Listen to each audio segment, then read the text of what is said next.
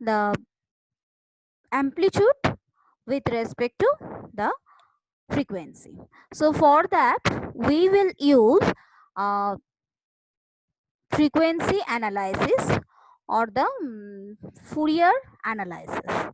Here with the Fourier analysis we can analyze the frequency response of signal. Now Fourier analysis is required. Why it is required? It is required to know the frequencies present in signal, because what we have discussed in the previous class, that signals contain harmonics. So we need to analyze, we need to stop, we need to control that harmonics or those harmonics. Okay. So there are continuous time Fourier analysis. Generally two types of works can be done by this continuous time Fourier analysis, that is Fourier series and Fourier transform. Fourier series deals with periodic signal and Fourier transform deals with non or aperiodic signal, but also can take care of periodic signal. Okay, so for frequency analysis we need to use Fourier series or Fourier transform. So Fourier series is actually the mathematical tool to transform signal from time domain to frequency domain. How it is actually seen, I can show you. See this signal here. Here it is the actually at different frequency we are discretizing the signal in the frequency domain. So what we are getting at different frequency, we are getting different types of amplitude. Okay, so that is the discrete time signal. It is the signal which is defined for discrete instance of time. Okay, so discrete data we have to analyze, and so this way the signals are shown here. So at different frequency we are taking different amplitude signal. Here R0, R1 are the signals with amplitude C0, C1, C2, C3. These are the amplitudes, and omega 0, omega 1, 2 omega 1, 3 omega 2, 4 omega 3. These are the frequencies. At different frequencies the signals are shown in this way. Okay, so periodic signals can be represented in terms of harmonics, sinusoids and complex exponentials.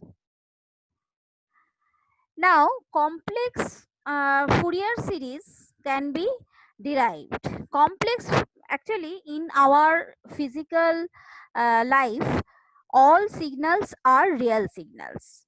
Why complex comes? Complex means what? Do you know, anybody of you? What is complex actually? What do you feel about complex signal? Do you have any idea about complex signal? No, ma'am. Anything you can say. Do you know what is J? J. You say R. Once we have studied it. A plus Yeah. J B, suppose. So what will be the signal? That signal, what is the difference between A and B? If I say A plus B, JB, that means J is actually root minus 1. Root minus 1 is the value which is actually equal to e to the power j pi by 2. In trigonometry, you all know e to the power j pi by 2 is cos pi by 2 plus j sin pi by 2. So cos pi by 2 equal to what? What is cos pi by 2? Cos 90 degree equal to what? What is the value of cos 90 degree? এটা তো তোমরা 0 জানবে। degree. 0 degree. 0. 0. Yes, and what is the value of sine pi by 2? 1. 1. So what will be the value then? Total value sine pi by 2, j sine pi by 2 cos pi by 2 plus j sine pi by 2 equal to what? J. J. So j equal to root minus 1, and that is equal to e to the power j pi by 2, and that is equal to cos pi by 2 plus j sine pi by 2. Actually, j indicates the phase difference. J indicates the phase difference. Why we need to have some complex signal? Because we need to analyze the signal even if there is a phase difference. For analysis purpose, for mathematical analysis purpose, we need to use complex signals. But in reality, in physical significance, there is no physical significance of complex signal. Clear? So that is, J actually indicates the phase difference between the two. Okay, so if I say A plus JB, that means that B and J, that A and B must have the phase difference of 90 degree.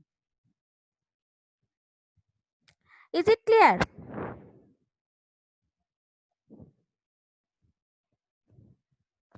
So A and B are phase displaced by 90 degree. So for mathematical expression or mathematical analysis, we use complex Fourier series. Now in reality, we will use mainly Fourier series, real Fourier series. And for real Fourier series, what you have to do? This is the this is the signal. Fourier series can be expressed in terms of this r0 plus summation of k equal to 1 to infinity. Why 1? In real physical significance, k is what? K is the number of samples. You can see the continuous signals are discretized in this way. At different instants, the signals are coming out like this. Okay. So how many number of signals are taking? That is actually the k. K is taken as from 1 to infinity.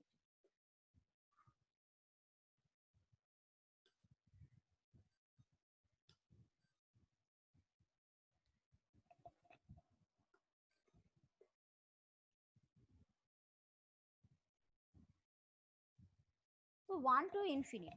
Rk cos k omega naught t plus phi k. Phi k is the angle, and this is a signal. Signals are expressed in this way. And phi k is the angle of the signal. R0 is the magnitude, initial magnitude.